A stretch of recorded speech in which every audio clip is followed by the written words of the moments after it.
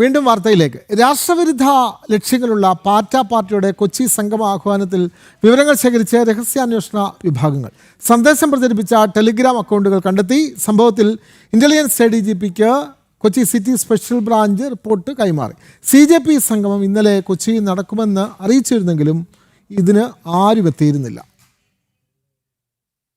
സൈബറിടങ്ങളിലെ യുവാക്കളുടെ കൂട്ടായ്മയായി പ്രചരിപ്പിച്ച കോക്രോച്ച് ജനതാ പാർട്ടിയുടെ ദേശവിരുദ്ധ ലക്ഷ്യങ്ങൾ തുടക്കത്തിൽ തന്നെ തുറന്നു കാണിക്കപ്പെട്ടിരുന്നു.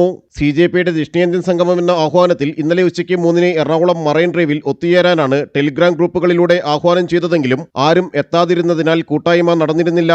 എന്നാൽ ടെലിഗ്രാം ഗ്രൂപ്പുകളിലൂടെ സംഗമത്തിന് ആഹ്വാനം ചെയ്ത 6 പേരെ തിരിച്ചറിഞ്ഞിട്ടുണ്ട്. ഇവരുടെ പേരുവിവരങ്ങൾ, മുൻകാല പശ്ചാത്തലമടക്കം ഉൾപ്പെടുത്തിയുള്ള റിപ്പോർട്ടാണ് state special branch Kochi unit intelligence ADGPക്ക് കൈമാറിയിട്ടുള്ളത്. കേന്ദ്ര രഹസ്യാന്വേഷണ വിഭാഗങ്ങളും വിവരങ്ങൾ ശേഖരിച്ചിട്ടുണ്ട്. പാർട്ടിക്ക് പിന്നിലുള്ളവരുടെ ദുരൂഹ പശ്ചാത്തലങ്ങൾ നേരത്തെ തന്നെ പുറത്തു വന്നിരുന്നു. CJPയുടെ വക്താവായി അവതരിച്ചിരുന്ന ഇഷ മറിയം ഹാരിസ് കൊടുംഭീകരൻ അബ്ദുൽ നാസർ മദനിയുടെ ഭാര്യ സൂഫിയയുടെ അടുത്ത ബന്ധുവാണ്. നേരത്തെ ബംഗളൂരുവിലും കൂട്ടായ്മയ്ക്ക് ആഹ്വാനമുണ്ടായിരുന്നെങ്കിലും നടന്നിരുന്നില്ല. ജില്ലാ തലത്തിലോ സംസ്ഥാന തലത്തിലോ പ്രത്യേക നേതൃത്വമില്ലാതെയാണ് ടെലിഗ്രാം കൂട്ടായ്മകൾ രൂപം കൊണ്ടത്. ജനം, കൊച്ചി.